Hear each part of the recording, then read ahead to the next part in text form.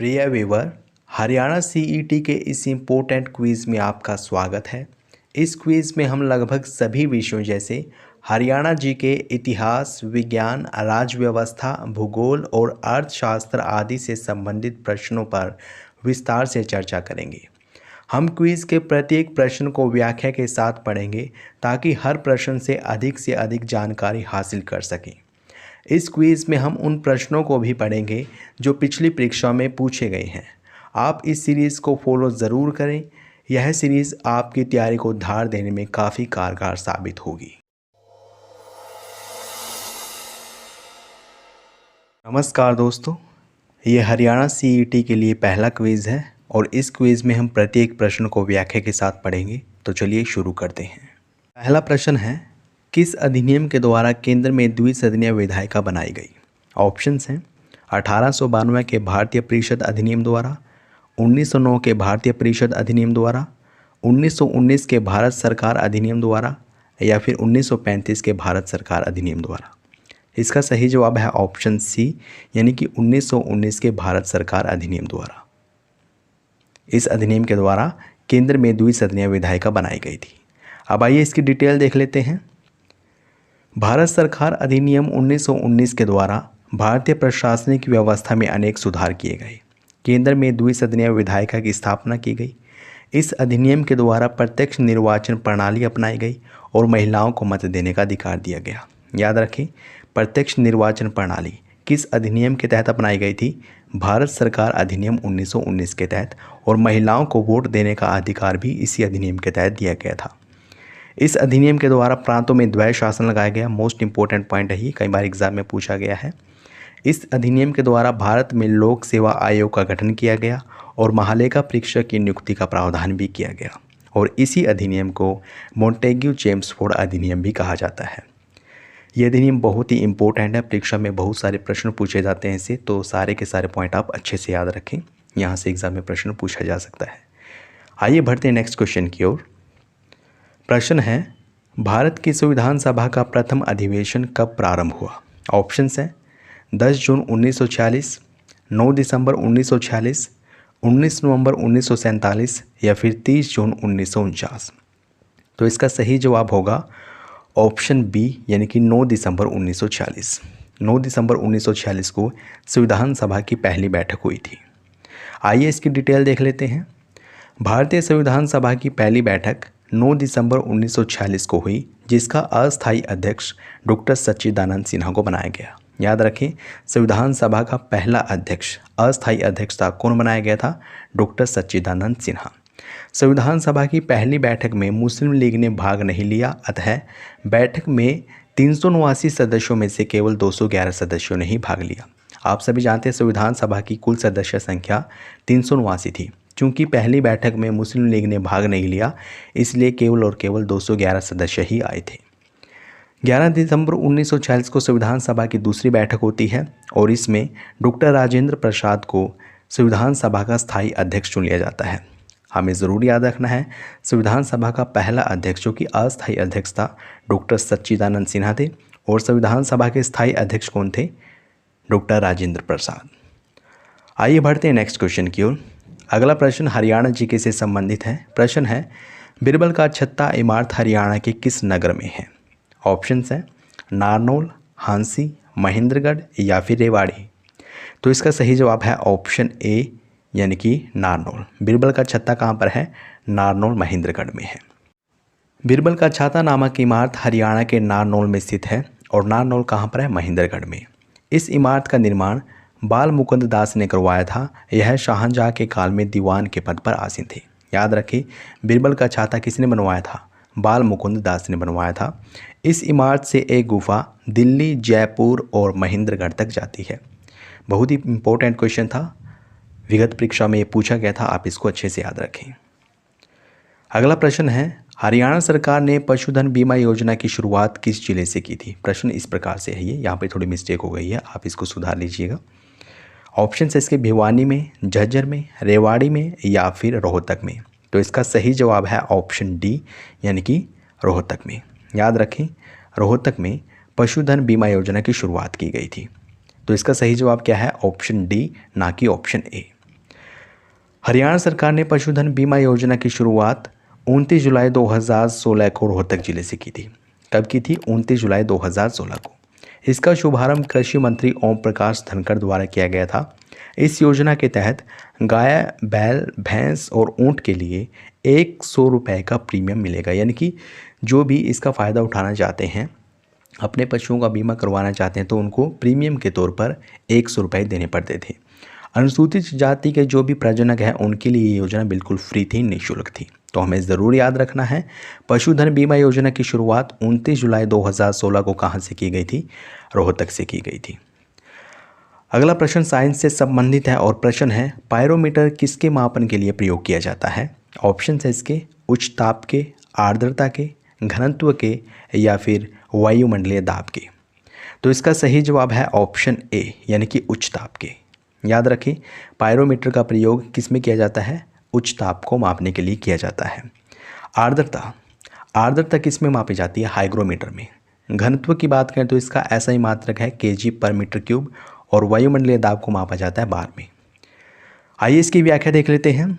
Pyrometer की सहायता से अत्यधिक उच्च तापमान की माप की जाती है, यानी कि बहुत ही ज़्यादा टेम्परेचर मापने के लिए पायरोमीटर का इस्तेमाल किया जाता है। यह मुख्यतः एक गतिशील वस्तु तथा उन स्थानों के मापन हेतु प्रयोग होता है जिन्हें स्पर्श नहीं किया जा सकता या फिर जिन तक पहुंचना आसान नहीं है। यानी कि ऐसी वस्तुएं जो बहुत ही ज़्यादा गर्म है, जिनको स्पर्श नहीं किया जा सकता, और जिन वस्तुओं तक पहुंचना आसान नहीं है, उन वस्तुओं के टेम्परेचर को मापने के लिए पायरोमीटर का प्रयोग किया जाता है। पायरोमीटर दो प्रकार के होते हैं, विकिरण उत्तापमापी। इनमें गर्म वस्तु से निकलने वाले विकिरण की माप करके वस्तु का तापमान ज्ञात किया जाता है। और दूसरे होते हैं प्रकाशित तापमापी। प्रकाशित तापमापी में क्या किया जाता है? इसके द्वारा गर्म वस्तु की चमक के आधार पर उस वस्तु का तापमान ज्ञात किया जाता है। तो ये भी प्रश्न काफ़ी अच्छा था, अच्छे से याद रखना। आइए बढ़ते हैं नेक्स्ट क्वेश्चन की ओर। नेक्स्ट क्वेश्चन है, ध्वनि का तारतम्य किस पर निर्भर करता है? ऑप्शंस हैं आवृत्ति, तीव्रता, वेग या फिर आयाम। तो इसका सही जवाब है ऑप्शन ए, यानी कि आवृत्ति। याद रखें, ध्वनि का तारतम्य आवृत्ति पर निर्भर करता है। तीव्रता क्या होती है? ध्वनि का ज़्यादा या फिर कम होना। ज़्यादा या कम होना क्या कहलाता है? तीव्रता कहलाता है। आइए इसकी व्याख्या देख लेते हैं। ध्वनि का वह लक्षण जिसके कारण हम ध्वनि को मोटा या फिर पतला कहते हैं, उसको बोला जाता है तारतम्य। जैसे कि पुरुषों की आवाज़ मोटी होती है, महिलाओं की आवाज़ पतली होती है, तो ये आवाज़ का मोटा या फिर पतला होना क्या कहलाता है? तारतम्य कहलाता है। और ध्वनि का तारतम्य आवृत्ति पर निर्भर करता है। मोस्ट इंपॉर्टेंट लाइन है, ज़रूर याद रखें। ध्वनि का तारतम्य किस पर निर्भर करता है? आवृत्ति पर निर्भर करता है। अधिक आवृत्ति वाली ध्वनि का तारतम्य अधिक होता है और वह ध्वनि पतली होती है। जैसे कि महिलाओं की आवाज़, ठीक है ना, महिलाओं की आवाज़ की आवृत्ति अधिक होती है, जिसके कारण तारतम्य भी अधिक होता है, लेकिन आवाज़ पतली होती है। जबकि कम आवृत्ति वाली ध्वनि का तारतम्य कम होता है, लेकिन आवाज़ मोटी होती है। जैसे कि पुरुषों के केस में पुरुषों की आवाज़ की आवृत्ति कम होती है, जिसके कारण तारतम्य भी कम होता है, लेकिन आवाज़ मोटी होती है। पुरुषों की ध्वनि का तारतम्य स्त्रियों की ध्वनि के तारतम्य की अपेक्षा कम होता है। नेक्स्ट क्वेश्चन है, ये इकोनॉमिक्स से संबंधित प्रश्न है। आधुनिक अर्थशास्त्र का जनक किसे कहा जाता है? Adam Smith, John Maynard Keynes, Amartya Sen या फिर मार्क्स। तो इसका सही जवाब होगा ऑप्शन ए, यानी कि एडम स्मिथ। आधुनिक अर्थशास्त्र का जनक किसे कहा जाता है? एडम स्मिथ को। आइए इसकी व्याख्या देख लेते हैं। आधुनिक अर्थशास्त्र का जनक यानी कि father of economics, father of modern economics किसे कहा जाता है? एडम स्मिथ को कहा जाता है। एडम स्मिथ ने अपनी पुस्तक वेल्थ ऑफ नेशन 1776 में आधुनिक अर्थव्यवस्था के मूल बिंदुओं को चिह्नित किया था, और इसी पुस्तक में एडम स्मिथ ने अर्थव्यवस्था के संदर्भ में अदृश्य हस्त की अवधारणा दी थी। तो इन तीनों पॉइंट को ज़रूर याद रखें। आधुनिक अर्थशास्त्र का जनक किसे कहा जाता है? एडम स्मिथ को। वेल्थ ऑफ नेशंस 1776 ये किनकी पुस्तक है? एडम स्मिथ की है। और इसी पुस्तक में इन्होंने कौन सा सिद्धांत दिया था? अदृश्य सिद्धांत दिया था। अगला प्रश्न है, पूंजीवादी अर्थव्यवस्था का मुख्य लक्षण है। ऑप्शंस हैं प्रशासनिक मूल्य, सार्वजनिक स्वामित्व, आर्थिक आयोजन या फिर निजी स्वामित्व। तो इसका सही जवाब ऑप्शन डी है, यानी कि निजी स्वामित्व। निजी स्वामित्व पूंजीवादी अर्थव्यवस्था का मुख्य लक्षण है। डिटेल की बात करें तो निजी स्वामित्व पूंजीवादी अर्थव्यवस्था का मुख्य लक्षण है, मुख्य लक्षणों में से एक है। पूंजीवादी अर्थव्यवस्था को मुक्त बाजार अर्थव्यवस्था के रूप में भी जाना जाता है और वर्तमान में यह सर्वाधिक स्वीकृत आर्थिक विचारधारा है। ठीक है ना। जो पूंजीवादी अर्थव्यवस्था होती है इसमें निजी स्वामित्व होता है, यानी कि प्राइवेट सेक्टर बहुत ज़्यादा होता है। जैसे कि अमेरिका की अर्थव्यवस्था पूंजीवादी अर्थव्यवस्था है, क्योंकि वहाँ पर प्राइवेट सेक्टर का बहुत बड़ा रोल है। हमारे देश की अर्थव्यवस्था कैसी है? हमारे देश की अर्थव्यवस्था है मिश्रित अर्थव्यवस्था, क्योंकि हमारे देश में पब्लिक और प्राइवेट दोनों सेक्टर अहम भूमिका अदा करते हैं। लेकिन कुछ देश ऐसे होते हैं जहाँ पर बंद अर्थव्यवस्था होती है। उन देशों में ना तो एक्सपोर्ट किया जाता है और ना ही इंपोर्ट किया जाता है। जैसे कि उत्तर कोरिया ना तो एक्सपोर्ट करता है और ना ही इंपोर्ट करता है, यानी कि ना तो वस्तुएं खरीदता है और ना ही बेचता है। तो वहाँ पे किस प्रकार की अर्थव्यवस्था है? बंद अर्थव्यवस्था है। आइए बढ़ते हैं नेक्स्ट क्वेश्चन की ओर। भारत में वर्ष 1936 में स्थापित प्रथम राष्ट्रीय उद्यान है। ऑप्शन है इसके कान्हा राष्ट्रीय उद्यान, भरतपुर राष्ट्रीय उद्यान, राजती राष्ट्रीय उद्यान या फिर हेली राष्ट्रीय उद्यान। तो इसका सही जवाब होगा ऑप्शन डी, यानी कि हेली राष्ट्रीय उद्यान।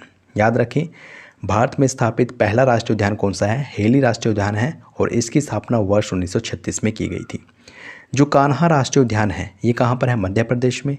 भरतपुर राष्ट्रीय उद्यान कहाँ पर है? राजस्थान में। और राजाजी राष्ट्रीय उद्यान कहाँ पर है? उत्तराखंड में। आइए इसकी डिटेल देख लेते हैं। हेली राष्ट्रीय उद्यान भारत का प्रथम राष्ट्रीय उद्यान है जिसे वर्ष 1936 में बंगाल टाइगर की रक्षा के लिए उत्तर प्रदेश में, लेकिन वर्तमान में कहाँ पर? उत्तराखंड के चमोली जिले में स्थापित किया गया था। याद रखें, हेली राष्ट्रीय उद्यान उत्तराखंड के चमोली जिले में स्थित है और इसकी स्थापना 1936 में की गई थी। यह उद्यान रामगंगा नदी की पाटलिपुत्र घाटी में 1318.54 वर्ग किलोमीटर क्षेत्र में फैला हुआ है और इसे जिम कॉर्बेट राष्ट्रीय उद्यान के नाम से भी जाना जाता है, लेकिन वर्तमान में इसका नाम है रामगंगा राष्ट्रीय उद्यान। ठीक है ना। हेली राष्ट्रीय उद्यान था पहले नाम, फिर कर दिया गया जिम कॉर्बेट राष्ट्रीय उद्यान और अब इसका नाम क्या है? रामगंगा राष्ट्रीय उद्यान।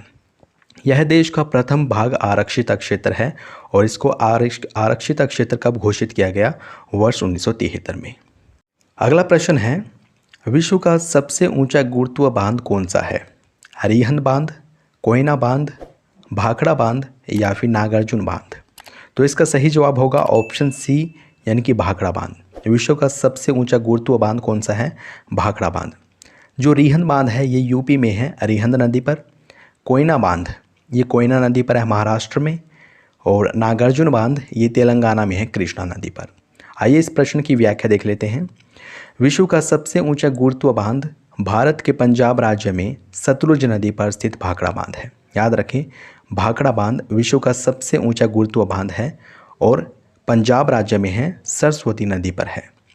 इसकी ऊंचाई 216 मीटर व लंबाई 518 मीटर है।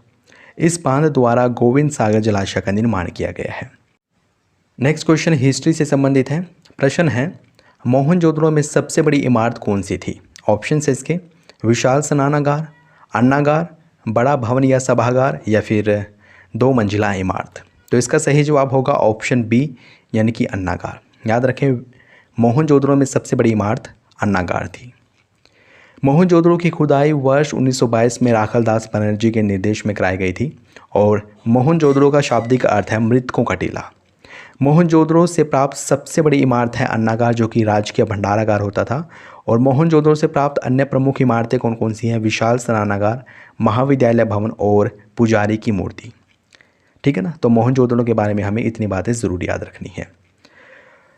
नेक्स्ट क्वेश्चन है, हर्ष की राजधानी कहाँ स्थित थी? ऑप्शन है इसके कन्नौज, पाटलिपुत्र, प्रयाग या फिर थानेश्वर। तो इसका सही जवाब होगा ऑप्शन ए, यानी कि कन्नौज। हर्षवर्धन की राजधानी कहाँ थी? कन्नौज में। आइए देख लेते हैं इसका ऑप्शन ए सही क्यों है।